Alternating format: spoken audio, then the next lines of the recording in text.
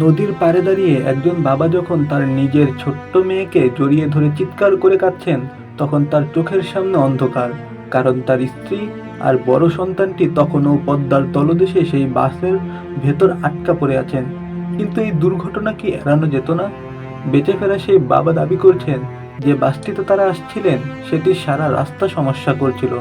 যান্ত্রিক ত্রুটি থাকা সত্ত্বেও কেন সেই বাসটিকে ফেরিঘাটের পন্টুনে তোলা হলো? এটা কি নিছক দুর্ঘটনা, নাকি বাসের মালিক আর চালকের পরিকল্পিত অবহেলা? কান্না ভেজা চোখে তিনি বলছিলেন, আমার মেয়েকে নিয়ে আমি শুধু একটু নিচে নেমেছিলাম। আমার স্ত্রী আর অন্য সন্তানটি বাসের ভেতরেই ছিল। বাসটা সারা রাস্তা ডিস্টার্ব করেছে। আমি জানতাম এটাতে সমস্যা আছে। একটু ভাবুন, মাঝপথে বাস নষ্ট হওয়া সত্ত্বেও যাত্রী নামিয়ে অন্য বাসের ব্যবস্থা না করে কেন তাদের মৃত্যুর মুখে ঠেলে দেওয়া হলো? ফেরিঘাটের ঢালু পন্টুনে যেখানে একটি শক্তিশালী ব্রেকিং সিস্টেম দরকার, সেখানে এমন একটি নষ্ট বাস নিয়ে যাওয়া মানে জেনে শুনেই যমদূতের ঘরে পা রাখা।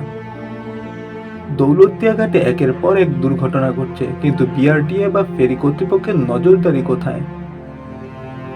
আজ এই বাবার অর্ধেক পৃথিবী শেষ হয়ে গেল। এই ক্ষতির দায় কে নেবে?